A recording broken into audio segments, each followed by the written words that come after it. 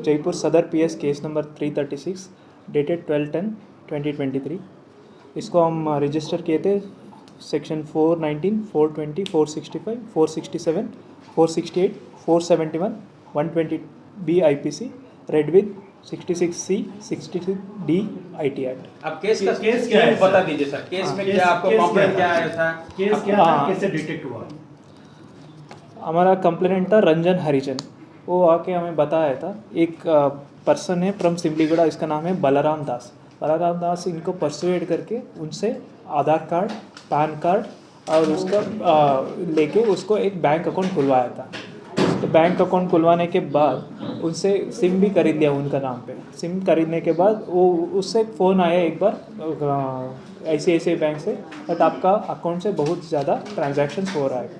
उसके बाद वो इमीडिएटली आके हमारा पुलिस स्टेशन में कंप्लेंट दिया और IAC ने वो कंप्लेंट रजिस्टर करके तुरंत उस अकाउंट को फ्रीज करवा दिया। यही उसका कंप्लेंट लिस्ट है।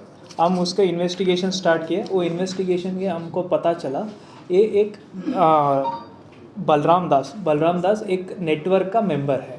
वो नेटवर्क क्या करते थे, वो लोगों को मैसेज भेजते थे। मैसेज भेज के आपको एक कितना पैसा डिपॉजिट करने के आपको बहुत लाइक रिटर्न्स मिल जाएगा within some time. So for example वो बोलेगा आप 50,000 डिपॉजिट करने से आप 5 मिनट्स में आपको 70,000 पैसा मिल जाता है। ऐसा करके लोग से कन्विंस करके पैसा ले जाते थे और उसके बाद उसको पैसा वापस नहीं देते थे। ऐसे चीटिंग करवा देते थे लोग। और दूसरा तरीका था, लोग को कॉल करके वो बोलते थे आपको वर्क फ्रॉम होम करनी है तो आप 1 आवर में इतना पैसा कमा सकता है, 1 आवर में आप 500 रुपीज़ और 1 आवर में आप 1000 रुपीज़ कमा सकते हैं बोल के। बट उसको ज्वाइन करने के लिए आप पहले आप 1 लाख और 2 लाख डिपॉजिट करना पड़ता है करके उन लोगों से डिपॉजिट करवाते थे।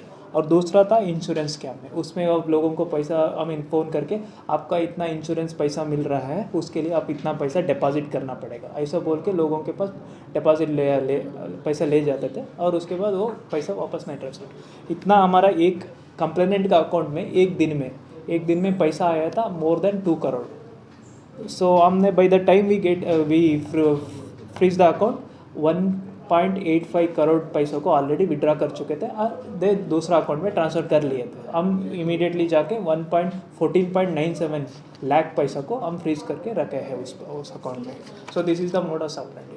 मैं आप जो ये सब करते उनका घर कहाँ है, क्या उनका बैकग्राउंड क्या था, पढ़ाई क्या की इन लोग? एक्चुअली हम इंट्रोगेशन के टाइम ने हमारा अक्यूज पर्सन है बलराम दास किसी अभी तक नहीं, I mean like he is not telling anything. उन्हें कुछ भी वो मोडस ऑपरेंडी किसी की वो सिमलीगुड़ा का है, कोरापुट डिस्ट्रिक्ट। और उसको दो नाम का बोले थे। उनके नाम हैं सत्यरंजन साहू, वो केंद्रापड़ा डिस्ट्रिक्ट का है, और एक और नाम है राजीव कुमार प्रसाद, वो गोपालगंज डिस्ट्रिक्ट बिहार का है, भुवनेश्वर में। बट वो दोनों रहते हैं भुवनेश्वर में। तो इन लोगों का क्या पैसा डिपॉजिट करने वाला कहाँ से? उड़ीसा से पूरा नहीं, ये तो पैसा डिपॉजिट करने ऑल ओवर इंडिया में है। हम विक्टिम्स के साथ बात किया, एक विक्टिम था दिल्ली का है, एक विक्टिम कर्नाटका के है, वो सब प्लेसेस का विक्टिम्स है इधर। सो ये लोग इन लोगों का बलराम दास का इन दोनों को साथ क्या लिंक है सर? भुवनेश्वर जो इनको पकड़ा है। एक्चुअली बलराम दास अभी तक हमें क्या बोला है, ये बोल रहा था सर ये हमारा नेटवर्क का मेंबर्स है, ये लोग हमें कांटेक्ट करते थे अकाउंट्स बनाने के लिए।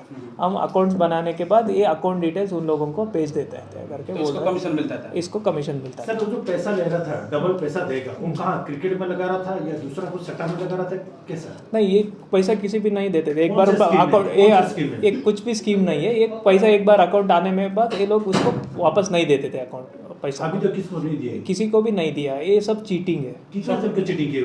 आई मीन लाइक एक अकाउंट में हम देखा है, हमारा ये कंप्लेनेंट का अकाउंट, उसमें अराउंड 20 लोगों का नाम है, 20 लोगों का अकाउंट से पैसा आया है और उससे भी ज़्यादा हो सकता है क्योंकि हमारा तो बहुत कम टाइम का ये मिला है स्टेटमेंट, बैंक स्टेटमेंट, उसमें भी बहुत सारा। ये रंजन हरिजन का अकाउंट करंट अकाउंट था ना सेविंग अकाउंट था? क्या अकाउंट खुले थे? ये तो करंट अकाउंट है। अकाउंट कौन खुला था सर? अकाउंट बलराम दास लेके आके ICICI बैंक में खुलवा दिया था। ओरिजिनल डॉक्यूमेंट ऐसे लिया था रंजन से? हाँ, रंजन से लिया था। सर, क्या क्या रिकवरी हुआ उनसे रिकवरी हुआ है 3 numbers of laptops, 1 tablet, 1 SanDisk pen drive 16 GB और डिजिटल सिग्नेचर सर्टिफिकेट, वो डिजिटल सिग्नेचर बनाने के लिए जीएसटी के लिए अप्लाई के लिए कंपनी के लिए वो बनाता है, वो मिला है। और 36 GB का एक मेमोरी कार्ड मिला है, कुछ बायोमेट्रिक्स भी मिला है, वो जीएसटी का टाइम में वो यूज़ होता है। और उसके बाद 2 numbers of rubber stamp, notary का रबर स्टाम्प है। और उसके बाद एक एयरटेल पेमेंट बैंक का POS है। और उसके बाद 7 नंबर्स ऑफ ATM कार्ड्स है। और उसके बाद 6 नंबर्स ऑफ मोबाइल फ़ोन्स को रिकवरी किया है। और उसके बाद हम इंडियन करेंसी काउंटिंग का मशीन लिया है। और 1 कैनन प्रिंटर को हम रिकवरी किया है। और एक एक्टिवा स्कूटी और कैश 23,500 रुपीज़। और उसके अलावा हमने 10 चेक बुक्स को रिकवरी किया है। और उसके बाद 6 पासबुक्स। पैसे से विथड्रॉ कैसे करते थे सर? दूसरा लोगों को नाम पे वो लोग तो अकाउंट खोल लिए, पैसा विथड्रॉ कैसे कर रहे थे? कौन सा बैंक में ट्रांजेक्शन हो रहा था उनका?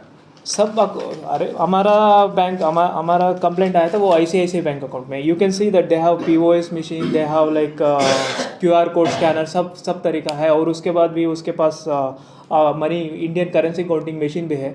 सो हम लग रहा है वो ATM से यार कभी भी दूसरा अकाउंट से ट्रांसफ़र कर लेते थे। और कभी ATM डिपॉजिट होने के बाद कितने बार तुरंत कर लेते वो लोग विथड्रॉ और ट्रांसफर, ना कुछ दिन? एक्चुअली मैंने एनालाइज करने के बैंक स्टेटमेंट एनालाइज करने के बाद में एक बार 2-2 लाख 3-3 लाख का एक ट्रांसफ़र कर रहे थे। सर इसमें कितना जन को पकड़ा गया और कितना जन है बाकी है इनका? I cannot tell how many people are involve. अभी तक हमने पकड़ा है 3 लोगों को।